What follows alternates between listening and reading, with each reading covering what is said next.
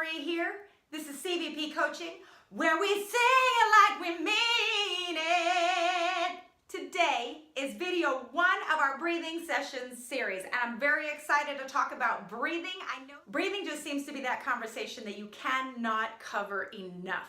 It always comes up in singing. You really can't have a conversation about singing without talking about breathing. Now, if you're anything like me, as you've worked with choir directors and voice coaches and trainers, they've talked to you about breathing, and well-meaning people have used a lot of language that doesn't really help us to understand the concept of breathing for singing. Where does this happen? How does it happen? So a lot of times the word, of course, that's going to come up is going to be diaphragm. Now, I don't really care for the word diaphragm, even though it may be anatomically correct. Of course, I get that, but I don't get how to take that and apply it to breathing for singing. So here's how I explain breathing for singing. Are you ready? Okay, it's not a word, it's a phrase, and the phrase is this. It is air tank, and your air tank starts right here at the top of your hips and comes all the way up to include your shoulders. Your shoulders are such an important inclusion in the air tank because they are how we measure whether or not we are breathing for singing or just breathing for survival. Both are important, but we need breathing for singing while we're singing. Every session with CVP Coaching, every client, regardless of experience, starts in the exact same place. So the first thing we always do is fill that air tank. This breathing session series will show you how to correctly fill and then maintain that air tank between 80 to 100% at all times. Please understand there are so many great benefits to proper breathing for singing. You get a fuller sound, a smoother sound. You are able to project much farther with much more ease. You're going to have better control over your ad-libs, over your runs, and really just over your voice in general. In addition to all of the voice enhancements that we receive from breathing for singing, a good breath is empowering, and this is going to give us a more confident stance and posture. So what is it that makes breathing for singing so very different from, well, any other type of breathing, which is why I just refer to it as breathing for survival? Think about this. You never have to think about breathing. You never have to think about how much air you currently have in your lungs. We can be eating and still breathing. We can be asleep, totally 100% dead asleep, and we're still breathing. We can be unconscious and still be breathing. Breathing is not something that we have ever had to think about outside of this breathing for singing. So now all of a sudden I have this breathing for singing. How do I get to the place where I am doing that as unconsciously as I breathe for everything else?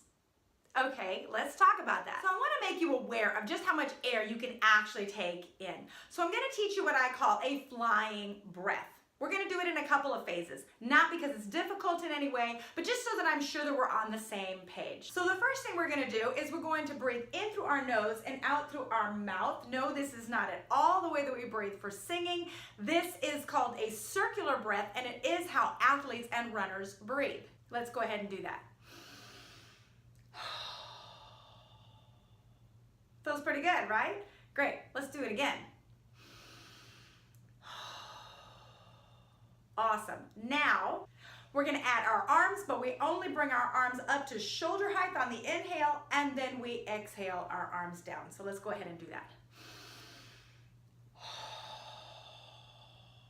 Also note that I am exhaling with what we call a fish mouth. Because as singers, we want to have our mouth more open for singing than we do when we're speaking. So the last piece to the flying breath is we have to add voice, right? Because we're singers. So we always inhale air and we exhale voice when we are singing, okay? So one more thing. As we bring the arms up, the reason we stop here and we don't go over our shoulders is because once we start to pass the shoulders, we are now constricting the lungs and we're not really keeping all the air that we just worked so hard on the way up to take in. Okay, so adding that final piece, our voice to the flying breath looks and sounds like this. Ho! Got it? One more time.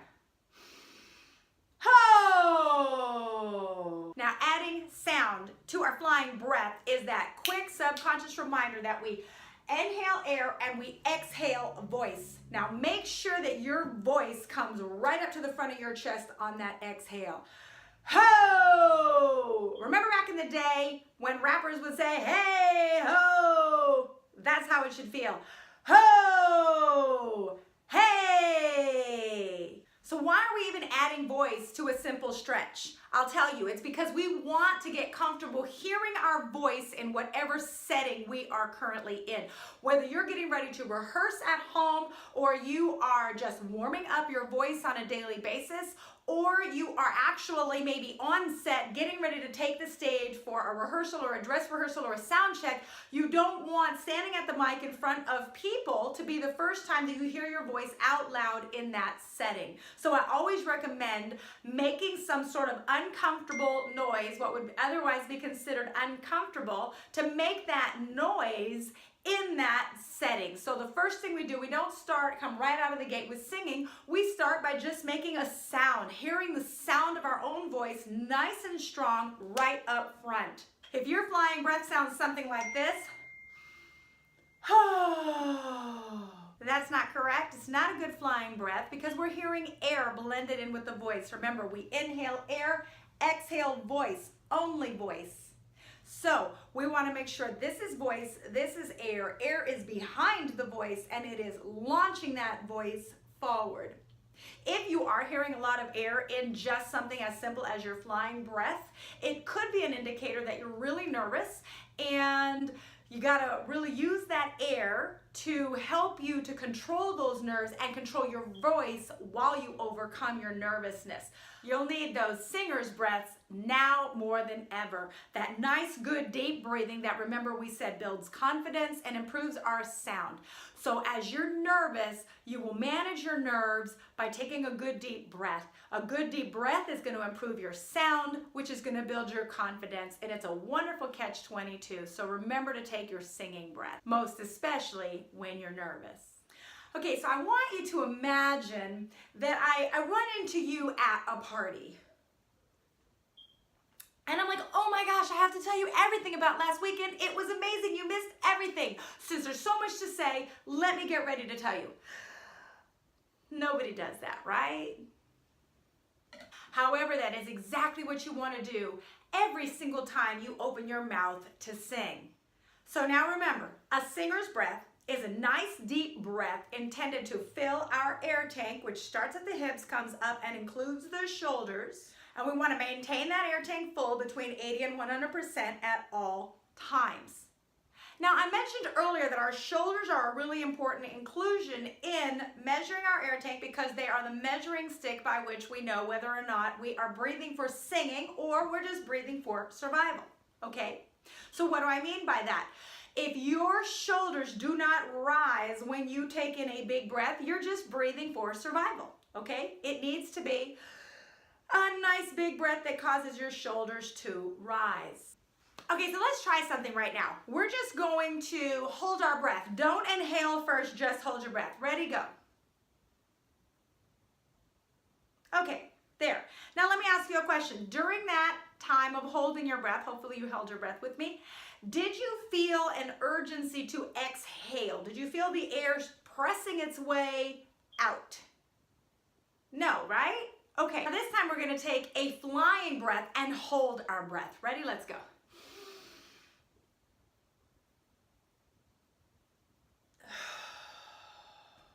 Okay, so I went ahead and exhaled. Hopefully you did too. Did you feel that air pressing itself against your lungs, wanting to come out? It wanted to be exhaled. Hopefully you did. So that's how you know that you took in enough air. That's our second measure. First is making sure that our shoulders rise.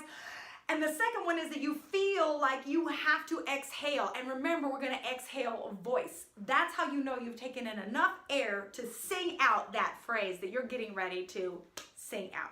So let's get to the next videos where we continue to talk about how to fill and then how to maintain that air tank between 80 to 100% at all times. See you there.